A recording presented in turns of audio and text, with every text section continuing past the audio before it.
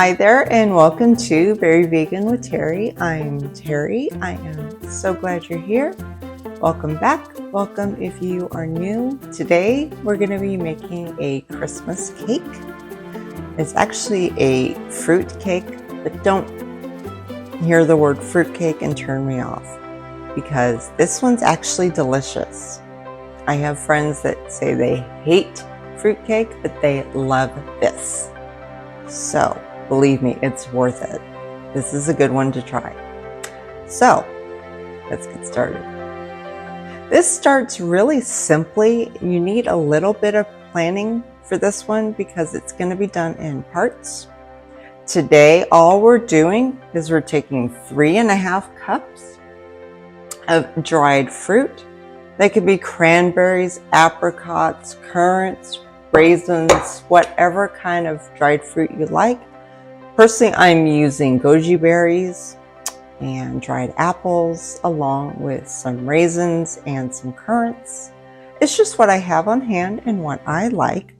So that's what's going into the cake. We are pouring 2 cups of black tea over the fruit,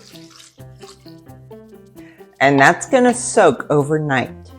So tomorrow, the fruit will be all soaked with the tea and it will be ready to put into our cake.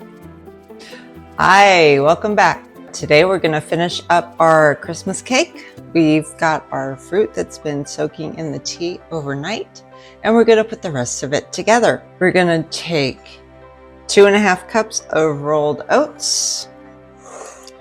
We're going to add 1.5 teaspoons of baking powder and 3/4 teaspoon of baking soda. 2 teaspoons of both cinnamon and ginger. I'm just going to mix that up. Then we're going to take 2 cups of plant-based milk and add 2 tablespoons of molasses. We're going to mix that into the milk.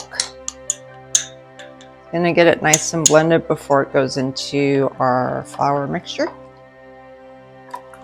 You're gonna see it kind of turn yellow, brownish kind of color, and that's okay. That's what it should look like. So we're gonna pour this into the flour mixture.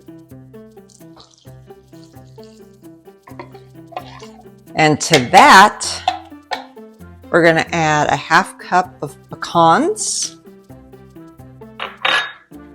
1/2 cup of walnuts, 1 teaspoon of orange zest. Orange zest is you take a little microplane grater across the skin of an orange and you get the zest. This is actually from the rind from the orange itself. You want to make sure that you don't go too deep when you're doing that. You don't want to reveal the white because then it gets kind of pithy and sour tasting, and you don't want that. So in any event, there's 1 teaspoon of orange zest. I'm going to mix this up. Get this nice and blended, and then I'm going to add it to the bowl with my dried fruit and the black tea. Now there's not a lot of black tea left because it's all been soaked in by the fruit. That's okay. We're just going to pour this right on top and get that mixed in really well. Now all of this is going to go into a greased bundt pan. You can also get a silicone-based bundt pan. Makes things coming out a little bit easier. I'll put a link below to a good silicone-based bundt pan. So we're just going to pour this into the pan. You want to get it as even as you can. Sometimes it helps to kind of shake the pan a little bit just to get everything just distributed evenly. Now this is going to go into a 300-degree oven for 2.5 hours. So again, you are going to need some planning time for this one.